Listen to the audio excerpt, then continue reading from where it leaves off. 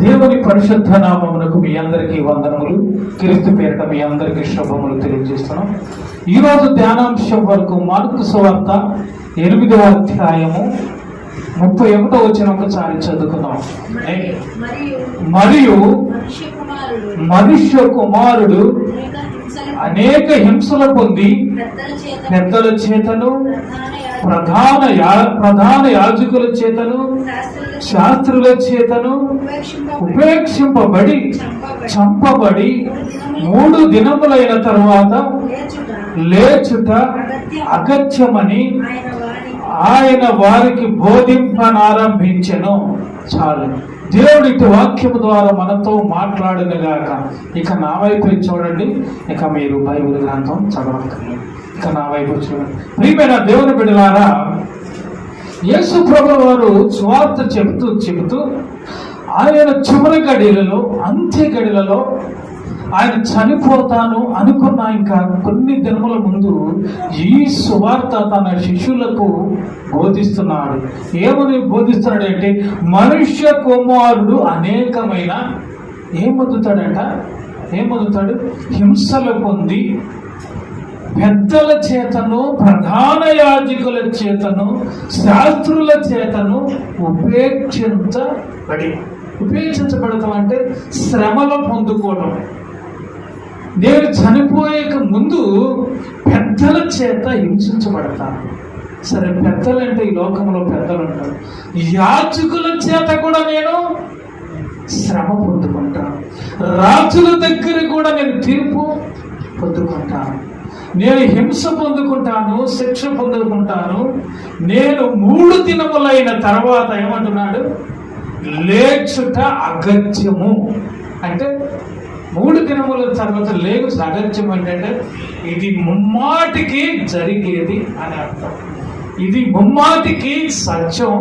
ఇవన్నీ హింసలు పొంది, శ్రమలు పొంది, శిక్ష పొంది, మీరు పొందవలసిన మరణాన్ని నేను పొంది, మీరు హింసించబడవలసిన హింస నేను పొంది, మీరు చనిపోవలసిన మరణాన్ని నేను మరణించి మీకోసం 3 దినములు సమాధిలో నుంచి మరలా నేను తిరిగి లేస్తాను అని చెప్పేసి అక్కడ శిష్యులు 12 మంది అక్కడ ఇస్కరియోతు యోధ ఇంకా అక్కడ చనిపోవాలా. వీళ్ళందరూ ఉండగా యేసు ప్రభుల వారి శిష్యులతో మాట్లాడుతున్నాడు. ప్రియమైన దేవుని బిడ్డలారా, ఇక్కడ చూసుకున్నట్లయితే మనం ఎంత మంచోళ్ళని మన కోసం దేవుడు శిక్ష పొందుతున్నాడండి. అమ్మ, నేను మంచోళ్ళ చెప్పండి. మీరేమన్నా మంచోళ్ళ? మరి ఎందుకు మీ గురించి నీ భర్త చనిపోతాడా చెప్పండి. నేను చనిపోతూ ఉంటే నా అన్నదమ్ములు నీ గురించి నేను చనిపోతానని అంటారా చెప్పండి నాయుడు గారు? అయ్యా, మనకు మరణకాలం సమీపించి చనిపోతున్నాను, నీ గురించి నీ అన్న వచ్చి నీ తమ్ముడు సరే నువ్వు బ్రతకరా అని చెప్పేసి ఎప్పుడైనా మన అన్న వచ్చి నేను చనిపోతానని అంటాడా చెప్పండి? అంటాడా?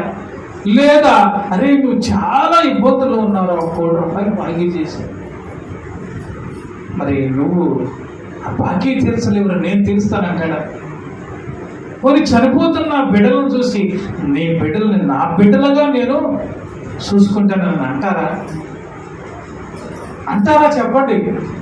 ఎన్నడూ కూడా వారి నోటి నుంచి మాటలు, ఇంకా నా అన్న చనిపోతే పెళ్లి కాకుండా చనిపోతే వాడు ఆస్తి నేను కూడా నాకే వచ్చింది అనుకునే జనాంగం ఈ లోకంలో లేకపోలేదు.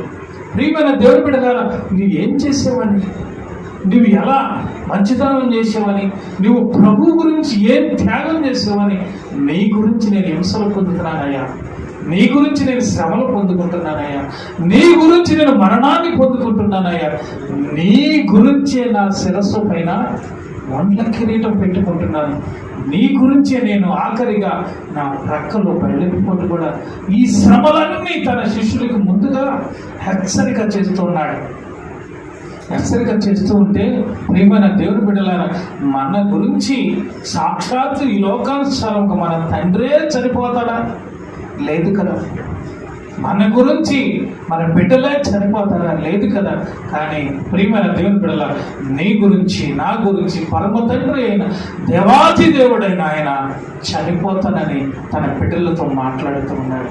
మనం ఎంత ప్రేమమూర్తి కదా ఆయన, ఎంత దయగలవాడే కదా.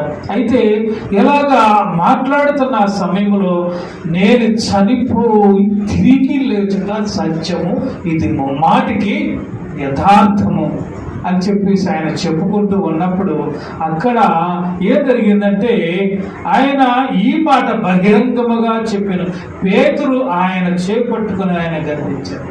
ఈ మాటలు చెబుతుంటే పేతురు ఏం చేశాడంటే, అక్కడ ఏం చేశాడు? పేతురు తొందరపాటు ఎక్కువ.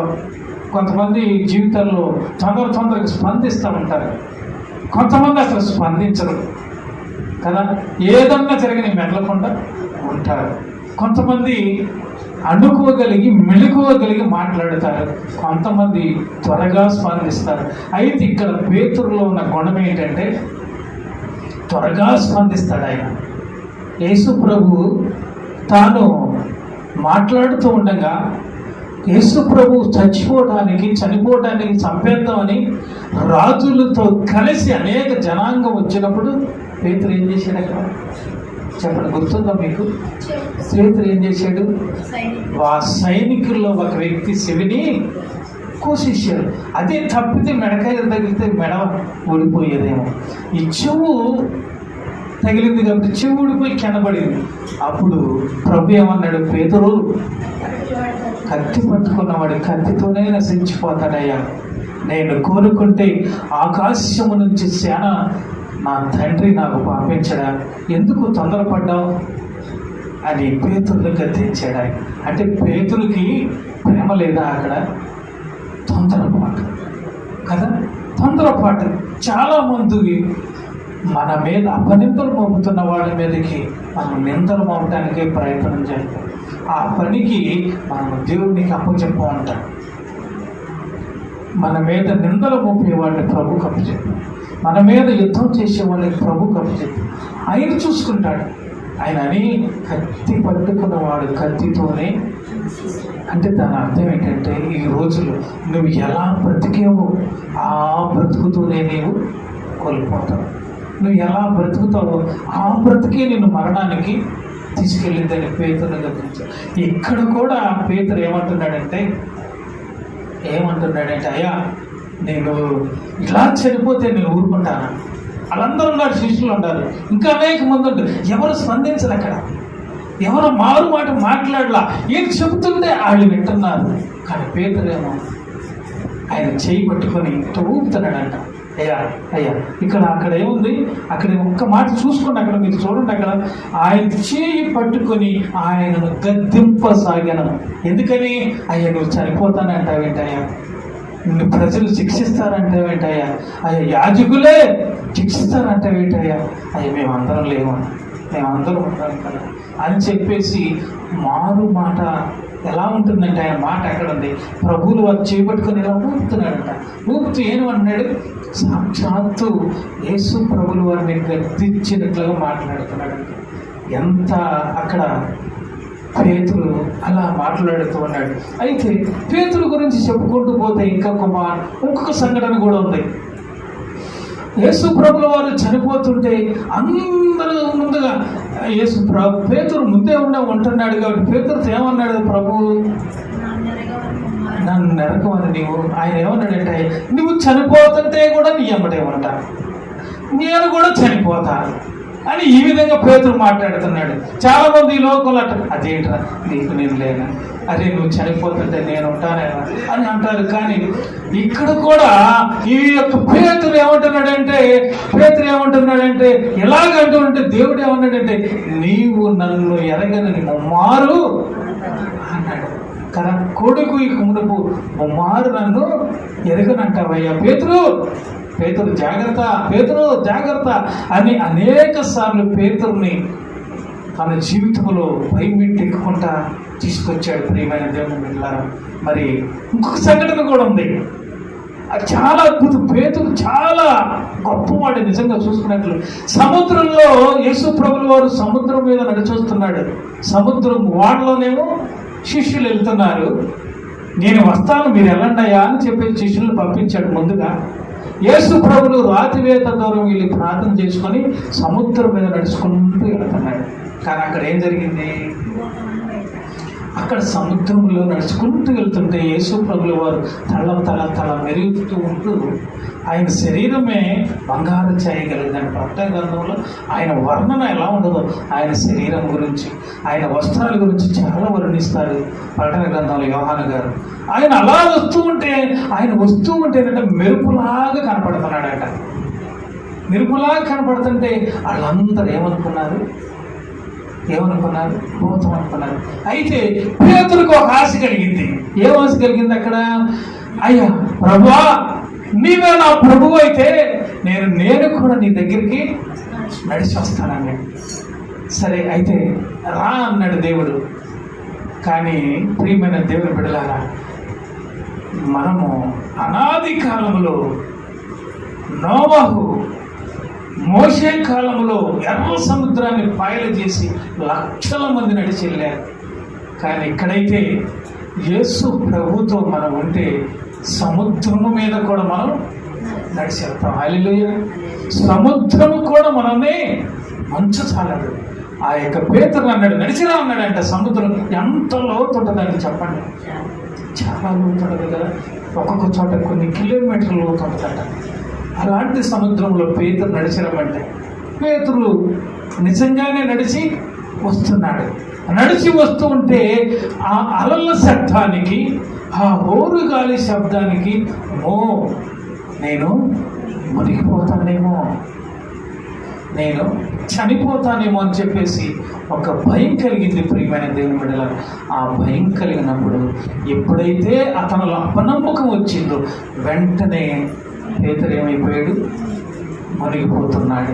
ప్రియమైన దేవుని బిడ్డలారా, మన జీవితంలో వెచ్చగా చల్లగా ఉండకూడదు. వెంటనే పేతురు, అయ్యా నేను చనిపోతున్నానయ్యా, నేను మునిగిపోతున్నానయ్యా అని చెప్పేసి కేక వేస్తే ప్రభులు వాళ్ళ దగ్గరికి వచ్చి సముద్రాన్ని గద్దించినప్పుడు తన చేయి పట్టుకొని మరలా నడిపించుకెళ్ళాడు. ఎంత విచిత్రమైన సంఘటనలు బైబిల్లో ఉంటాయో ఇవన్నిటికీ 100% యథార్థం. నీకు కూడా మనకు కూడా మనందరికి కూడా సముద్రం అనే లోకములో మనం ప్రయాణం చేస్తున్నాం. ప్రియమైన చాలా లోతైన గుంటలు ఎదురవుతాయి, లోతైన సముద్రం ఎదురైపోతే ఈ లోకమే ఒక భయంకరమైన శాపముతో నిండిన లోకం ఇది. ఈ లోకములో ప్రయాణం చేసేటప్పుడు ఇలాంటి ఎదురైనప్పుడు మనం ఆయన చేయి పట్టుకొని మనం నడుస్తూ ఉండాలి. శ్రమలు వచ్చిన, ఇబ్బందులు ఎదుర్చిన, ఇరుకులు వచ్చిన ప్రభువా అని చెప్పేసి ఆయన మనకంటే వెనకుండాలా ముందుండాలా? ఆయన మనం ముందుండాలి. ఆయన ముందు ఉంటే నువ్వు ఎంత దూరం ప్రయాణం చేసినా ఆయన నడిపిస్తాడు. ప్రియమైన దేవుని బిడ్డలారా, ఈ యొక్క అధ్యయనకాల సమయంలో చెప్పేది ఏంటంటే పేతురు ఆఖరికి చివరిగా పేతురు గురించి ఒక మాట. పేతురు చివరాఖరికి యేసు ప్రభువట ఆ శిలువ మ్రాను దగ్గరికి తీసుకెళ్ళాలి. ఎక్కడికి? అది ఏ కొండ? అది గొల్గోతా కొండ. ఆ కొండ మీదకి వెళ్ళినప్పుడు యేసు ప్రభువుల వారిని సిలువ వేస్తున్నారు, అనేక విమర్శలు పెట్టారు. ఆయన సిలువ మీద వేలాడుతున్నాడు. మరి పేతురు ఎక్కడున్నాడు? అమ్మా, పేతురు ఎక్కడున్నాడు? మనుషులు పేతురు ఎక్కడున్నాడంటే అక్కడ శిష్యులు ఉన్నట్లుగా లేదు. అనేక మంది, ఆమె సొంత తల్లి ఉంది, అనేక మంది తల్లులు ఉన్నారు. పేతురు కూడా వాళ్ళ మధ్యలో కొంచెము దూరముగా ఉన్నాడు. కొంచెం దూరంగా ఉండి ఆయన యేసు ప్రభుల వారి యొక్క ముఖం వైపు చూస్తాడట. నిజంగానే నేను 3 సార్లు అబద్ధపడినయ్యా, నిజంగానే నేను సముద్రంలో మునిగిపోయానయ్యా, నిజంగానే నేను చెవి నరికానయ్యా, నిజంగానే నేను నీ మాటకు ఎదురు చెప్పానయ్యా, ఇవన్నీ నీ మీద ప్రేమ లేక కాదయ్యా అని చెప్పేసి తన హృదయంలో ఉన్న గోడంత జ్ఞాపకం వచ్చి యేసు ప్రభుల వారు కొంచెం సమయంలో చనిపోతాడు అనుకున్న ఆ గడియల్లో పేతురు ఎవరి వైపు చూస్తున్నాడు? చూడండి, ఎవరి వైపు చూస్తున్నాడు? యేసు వైపు చూస్తున్నాడు. ఆ టైములోనే యేసు ప్రభువులు ఆకాశ భూమి సమస్తమును ఎరిగిన దేవుడు కదా, నీవెక్కడున్నా తెలిసినవాడుగా, పేతురు ఎక్కడున్నాడని యేసు కూడా చూస్తున్నాడు. ఆ యేసు ప్రభుల వారు ఆఖరిసారిగా పేతురు యేసు వైపు చూస్తున్నాడు, యేసు వైపు చూస్తున్నాడు. తండ్రి కుమారుని వైపు చూస్తున్నాడు, కుమారుడు తండ్రి వైపు చూస్తున్నాడు. ఆ చూపులో ఆ యొక్క యేసు ప్రభుల వారు ఆ పేతురు వైపు ఆ చూసే చూపంట పేతురు యొక్క గుండె అగ్ని మండమై దహించిపోతుందట. ఏమి ఎరగిన వాడే, ఏ పాపము చేయని వాడే, నేనెందుకు ఇలా చేశాను అని చెప్పేసి పేతురు ఆయన చూపు, ఆయన కార్చిన రక్తం, ఆయన కళ్ళ వెంబడ నీళ్ళన్నీ కూడా పేతురు చూస్తూ ఉండే పేతురు గగ్గోలు పెట్టి కింద పడి తన్నుకలాడి ఏడుస్తున్నాడట. ఆ మాట, ఆ చూపు, ఆ యేసు చూపు పేతురు జీవితాన్నే ఏమైపోయింది? మార్చేసిందండి. పేతురు జీవితమే మార్చేసింది. ప్రియమైన దేవుని బిడ్డలారా, ఈ మధ్యాహ్నకాల సమయము మన చూపు ఎవరి వైపు చూస్తుంది? యేసు నీ వైపే చూస్తున్నాడు, నిన్నే చూస్తున్నాడు. నీ కోసమే ఈ మాట, నీ కోసమే ఈ యొక్క ప్రవచనాత్మకమైన ఒక గొప్ప మాట ఇది. యేసు నీ వైపు చూస్తున్నప్పుడు నీ గుండె మండటం లేదా? నీ వైపు చూస్తున్నప్పుడు నీ హృదయము కరగడం లేదా? అక్కడ చూస్తుంటే పేతురు అప్పుడు దాకున్న మామూలు పేతురు ఆయన అక్కడ నుంచి తన జీవితంలో గొప్ప స్వార్థికుడిగా, గొప్ప ప్రధాన యాజకుడు, గొప్ప సేవకుడుగా ఈ లోకంలో ఎంతో సేవ చేశాడండి. ఆయన గొప్ప సేవ చేసి ఆ పేతురంట చనిపోతుండే సమయంలో సిలివేస్తాను, సిలివేయాలి, యేసు ప్రభు అటు చచ్చిపోయాడు, ఈయన కూడా అటు చంపుదామని అక్కడ ఉన్న ప్రజలందరూ ఎదురు తిరిగి పేతురుని సిలివేయమన్నాడు. పేతురు ఏమన్నాడో తెలుసా? అయ్యా, యేసు ప్రభు అయితే ఆయన యోగ్యుడయ్యా, యేసు ప్రభు అయితే ఆ సిలువను ఎక్కటానికి యోగ్యుడయ్యా, నేనైతే ఆ సిలువ వేసుకోవటానికి నేను యోగ్యుడను కాదయ్యా. యేసు ప్రభువుని నింట నిలువుగా సిలివేశారు, నన్నేం చేయమన్నాడు ఆయన? తలకిందులుగా సిలివేయమన్నాడు ఆయన. అండి, అలాంటి వాళ్ళు ఈ లోకంలో మీరు ఎప్పుడైనా చూశారా మీరు? పేతురు నిజంగా దుడుకు పేతురు, కానీ ఆ పేతురు చివరాఖరికి యేసు ప్రభు ఆ చూపులు, ఆ ఉన్నతమైన చూపులు, ఆ యొక్క గొప్పనైన చూపులో తన జీవితం ఏమైపోయిందట? మారిపోయిందండి. తన జీవితం మారిపోయి యేసు ప్రభు గురించి తలకిందులుగా సిలువైపోయింది. గొప్ప పేతురుగా గ్రంథంలో రాయబడింది. అట్లాగా మనం బ్రతకాలి, అట్లాగా మన జీవితాన్ని ఉంచుకోవాలి. మనం యేసు ప్రభు ఎన్నిసార్లు నిన్ను పిలిచినా, దేవుని యొక్క వాక్యం ఎన్నిసార్లు నువ్వు విన్నా, పరిశుద్ధ గ్రంథం ఎన్నిసార్లు నువ్వు చదివినా నీ జీవితం మారుతుందా? అండ్ మారిందా? ఎక్కడ మారల. ఇంకా నువ్వు అక్కడగా మారకపోతే ఇంతకు చదివిన 50వ కీర్తనలో ఏమైందంటే వరుసగా నిన్ను జ్ఞాపకం చేసుకుంటాడట. నువ్వు చేసే ప్రతి చిన్న పని, ప్రతి పెద్ద పని, ప్రతి పని నిన్నేం చేస్తున్నాడు? ఆయన వరుసలో జ్ఞాపకం చేసుకొని మరి నిన్నేం చేస్తాడు? అది నీకే వదిలేస్తాడు. అయితే ప్రియమైన దేవుని బిడ్డలారా, ఇక ఆ తర్వాత ఏమన్నాడంటే, అందుకని తన శిష్యుల వైపు తిరిగి వారిని చూసి, సాతానా నా వెనుక పొమ్ము, నీవు మనుషుల సంగతులని మనస్కరించుతున్నావు కానీ దేవుని యొక్క సంగతులు నీవు. ఇక్కడ 2 మాటలు ఉన్నాయి. ఒకటి మనుషుల సంగతులు, 2 చెప్పండి దేవుని సంగతులు కదా. మన జీవితంలో దేవుని సంగతులు ఉంటాయి, మనిషి సంగతులు ఉంటాయి కదా. మనుషుల సంగతులు ఉంటాయి, దేవుని సంగతులు ఉంటాయి. మన జీవితం మంచి ఉంటుంది, చెడు ఉంటుంది. అలాగే ప్రియమైన దేవుని బిడ్డలారా, మనుషులు సంగతులు చేయువాడు మనుషుల మనస్సు కలిగినవాడు. హల్లెలూయా. దేవుని సంగతులు చేసేవాళ్ళు దేవుని యొక్క మనస్సు కలిగిన వాడు. మనుషుల సంగతుల కనుక నువ్వు చేసుకుంటూ పోతే ధనవంతుడైన ఆ యొక్క బైబిల్ గ్రంథంలో రాయబడిన ధనవంతుడు నరకంలోకి వెళ్ళిపోయాడు. నీవు మనుషుల సంగతులు చేసుకుంటూ మనుషుల జీవితాన్ని చేసుకుంటూ వెళితే నువ్వు నరకానికి తోయబడతావు. మనుషుల సంగతులంటే ఈ లోకంలో మనుషుడు మంచి పనులు ఎక్కువ చేస్తారా, చెడ్డ పనులు ఎక్కువ చేస్తారా? చెప్పండి. చెడ్డ పనులు ఎక్కువ చేయడానికి మనుషులు దేవుని సంగతులంటే మంచి పనులు. మనుషుల సంగతుల గురించి ఎవరు మాట్లాడుకుంటే ఇద్దరు కూరుకున్న చోట దేవుడి సంగతులు ఎక్కడైనా చెప్పుకుంటారండి? చెప్పండి. ప్రభు సంగతులు ఎక్కడైనా మాట్లాడుకుంటారా? ఎక్కడో కొంతమంది ఉంటారు. కానీ మనుషుల సంగతులు మాట్లాడుకునే వాళ్ళు అనేక మంది ఉంటారు. వాళ్ళతో మన సహవాసం చేయవద్దు. దేవుని యొక్క సంగతులు మాట్లాడుకునే వాళ్ళతో నీవు సహవాసం. అట్లుగా నీవు సహాయం చేసినట్లయితే నీకేం దొరికిందట? దేవుని యొక్క రాజ్యం దొరికింది.